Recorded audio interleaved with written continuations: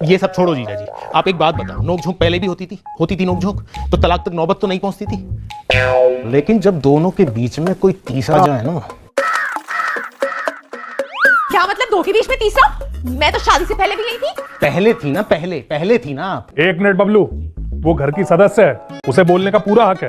बोलने को मैंने कब मना किया है जीजा जी, लेकिन जहां जरूरत ना हो ना वहां बोलना नहीं चाहिए। क्यों ना बोलूं मैं? मेरा वो मेरा भैया मेरा घर, अपनी जाके बहन को समझाओ। दिन भर कुंभकर्ण की तरह सोती रहती है, एक सुई तक तो हिलती नहीं है। मेरी बहन कोई टेलर नहीं है, समझी, जो दिन भर सुई धागा लेकर लगी रहेगी। और अगर काम ना करती जीजा जी तो शिकायत पहले भी आती ना। बबलू, ऐसे जुबान लड़ाने से अच्छा है अपनी बहन को समझाओ कि थोड़ा दब के रहे।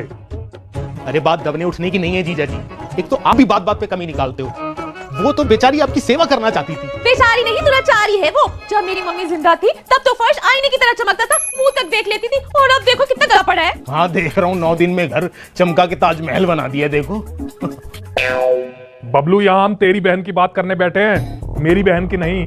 लेकिन जीजा जी आपकी बहन ही बार बार बीच में उछल रही है। मैं कोई कढ़ाई में पड़ा हुआ मक्का हूं जो पॉपकॉर्न की तरह उछलूंगी। देख रहे हो भैया अपने साले को? देखना क्या है, जैसी बहन वैसा भाई, सिफारिश लेकर चले आए। अरे जीजा जी बात सिफारिश की नहीं है, मैं बिगड़ी हुई बात बनाने के लिए आया हूँ आपके पास। हाँ, जैसे बहन बातें बनाती रहती थी दिन भर, वैसे ही चले आए तुम बात बनाने।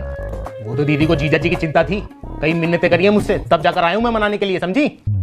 हाँ, दूर जाकर ही तो चिंता आ गई है मन में। चिंता नहीं भैया, चिंता का दिखावा है। उन्हें तो डर होगा कि कहीं बहन घर न संभाल ले। हाँ दिख रहा है तुमने घर कितना संभाल लिया है। ये मेन्यू में रोज चने ही खिलाती होगी जीजा जी को, और 4 दिन चने और खिला दिए ना, घोड़े जैसा मुंह हो जाएगा जीजा जी।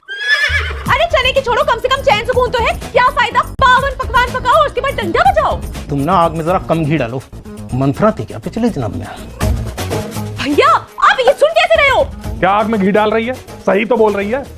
और बात बनाने की जरूरत ही क्या है? उसके घर छोड़ के जाने की वजह से इस ग्राम विकास अधिकारी की कितनी तू हुई है, कोई अंदाजा है बबलू तुम्हें? एक तो जीजा जी आप बात बात पे बोलते हो, घर छोड़ के चली जा, दरवाजे खोले हैं, आप क्या कम हो? ये ग्राम विकास अधिकारी किसी से कम नहीं होता। उसको क्या लगता है वो मुझे बाकी लोगों की तरह दबा कर रखेगी? तो ये इस जन्म में मुमकिन नहीं है बबलू। और तलाक के कागज भेज दिए हैं, बोल देना अंगूठा लगा दे। अनपढ़ औरत। अनपढ़ नहीं है मेरी दीदी जो अंगूठा लगाएगी। ड्राइंग का ट्यूशन पढ़ाती थी पूरे जिले को, और साइन होगा तलाक के पेपर पर। अब आप देखिए जीजा जी, तलाक भी होगा और जुर्माना भरोगे तुम। कैसा जुर्माना? शोषण तो मेरे भैया का हुआ है, जुर्माना भरेगी तुम्हारी बहन। अगर डाउरी केस लगा दिया ना तो दोनों भाई बहन की जोड़ी जेल में बैठ के ये चने चबाएगी। ऐसा है बबलू, ये काला कोट पहनकर अपने को जेठमलानी मत समझना। एक ग्राम विकास अधिकारी को धमकाने के जुर्म में अंदर डलवा दूंगा। अरे अंदर तो मैं डलवाऊंगा तुम दोनों को।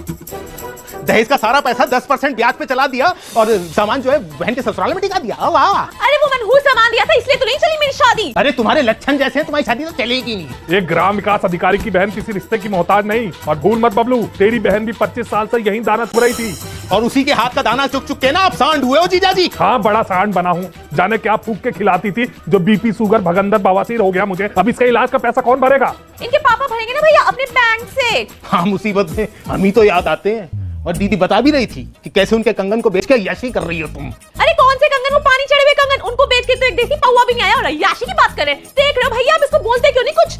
ऐसा है बबलू, मेरी बहन के बारे में कुछ बोला तो टांग पे टांग रख के चीर दूंगा।